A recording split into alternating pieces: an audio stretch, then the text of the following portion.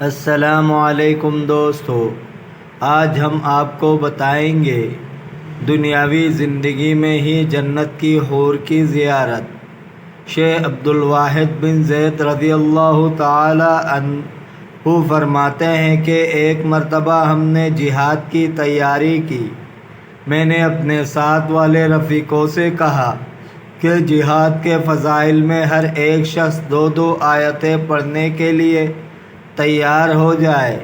پس ایک شخص نے ہم میں سے یہ آیت پڑھی: ان اللہ اشتری من المؤمنین انفسهم واموالهم بان لهم الجنہ، یعنی بے شک اللہ تعالیٰ نے خریدی مسلمانوں سے ان کی جان اور مال اس قیمت پر کہ ان کے لیے جنت ہے۔ یہ آیات سن کر ایک لڑکا جو 14-15 برس کی عمر کا تھا اور اس کا باپ بہت سا مال چھوڑ کر مر گیا تھا، کھڑا ہوا اور کہا: عبدالواحد، کیا اللہ تعالیٰ نے مسلمانوں کی جان و مال جنت کے بدلے خرید لی؟ شیخ نے فرمایا: ہاں، بے شک اس نے خریدی۔ اس نے کہا: تو میں گواہ کرتا ہوں کہ میں نے اپنا مال اور جان جنت کے بدلے میں بیچ دی۔ میں نے کہا: دیکھ، خوب سوچ سمجھ لے کہ تلوار کی دھار بڑی تیز ہوتی ہے اور تو بچہ ہے، مجھے یہ خوف ہے کہ شاید تجھ سے صبر نہ ہو سکے اور عاجز ہو جائے۔ اس نے جواب میں کہا: یا شیخ، میں اللہ تعالیٰ سے معاملہ کروں اور پھر عاجز ہوں؟ جاؤ، اس کے کیا معنی؟ میں خدا تعالیٰ کو گواہ کر کے کہتا ہوں کہ میں نے اپنا سب مال اور اپنی جان فروخت کر دی۔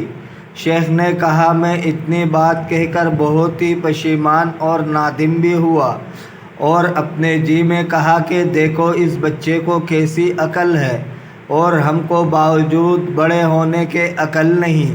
القصہ، اس لڑکے نے اپنے گھوڑے اور ہتھیار اور کچھ خرچ ضروری کے سوا کل مال صدقہ کر دیا۔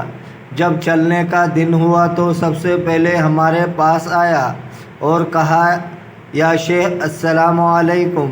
شیخ کہتے ہیں: میں نے سلام کا جواب دے کر کہا: خوش رہو، تمہاری بے نفع من ہو۔ پھر ہم جہاد کے لیے چلے اور اس لڑکے کی یہ حالت تھی کہ راستے میں دن کو روزہ رکھتا اور رات بھر نماز میں کھڑا رہتا اور ہماری اور ہمارے جانوروں کی خدمت کرتا، اور جب ہم سوتے تو ہمارے جانوروں کی حفاظت کرتا۔ جب ہم روم کے شہر کے قریب پہنچے تو ہم نے دیکھا کہ وہ جوان چلا چلا کر کہہ رہا ہے کہ اے آئینہ مرضیہ، تو کہاں ہے؟ میرے رفیقوں نے کہا: شاید یہ مجنون ہو گیا۔ میں نے اسے بلا کر پوچھا کہ بھائی، کیسے پکار رہے ہو اور آئینہ مرضیہ کون ہے؟ تو اس نے ساری کیفیت بیان کی کہ میں کچھ غنودگی سی حالت میں تھا کہ میرے پاس ایک شخص آیا اور کہا کہ آئینہ مرضیہ کے پاس چلو۔ میں اس کے ساتھ ساتھ ہو لیا۔ وہ مجھے ایک باغ میں لے گیا۔ کیا دیکھتا ہوں کہ نہر جاری ہے، پانی نہایت صاف و شفاف ہے۔ نہر کے کنارے نہایت حسین حسین لڑکیاں ہیں کہ زیور و لباس گریہاں سے آراستہ پراستہ ہیں۔ جب انہوں نے مجھے دیکھا تو خوش ہوئے اور آپس میں کہنے لگے کہ یہ آئینہ مرضیہ کی خاوند ہے۔ میں نے انہیں سلام کر کے پوچھا: تم میں آئینہ مرضیہ کون سی ہے؟ انہوں نے کہا: ہم تو اس کی لونڈیاں باندیاں ہیں، وہ آگے ہیں۔ میں آگے گیا تو ایک نہایت عمدہ باغ میں لذیذ و ذائقہ دار دودھ کی نہریں بہتی دیکھی اور اس کے کنارے بھی پہلی عورتوں سے زیادہ حسین عورتیں دیکھی۔ انہیں دیکھ کر تو میں مقتول ہو گیا۔ وہ مجھے دیکھ کر بہت خوش ہوئے اور کہا کہ یہ آئینہ مرضیہ کا خاوند ہے۔ میں نے پوچھا: وہ کہاں ہے؟ کہا: وہ تو آگے ہے، میں تو اس کی خدمت کرنے والے ہیں، تم آگے جاؤ۔ میں آگے گیا، دیکھا تو ایک نہر خالص مزیدار شراب کی جاری ہے اور اس کے کنارے ایسے حسین و جمیل عورتیں بیٹھی ہیں کہ انہوں نے پہلی سب عورتوں کو بلا دیا۔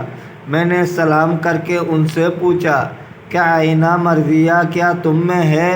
تو انہوں نے کہا ہم تو نہیں، ہم سب تو اس کے کنیز ہیں، وہ آگے ہیں، تم آگے جاؤ۔ میں آگے گیا تو ایک تیسری نہر خالص شہد کی بہتی دیکھی، اور اس کے کنارے کی عورتوں نے پچھلی سب عورتوں کو بلا دیا۔ میں نے ان سے بھی سلام کر کے پوچھا کہ آئینہ مرضیہ کیا تم میں ہے؟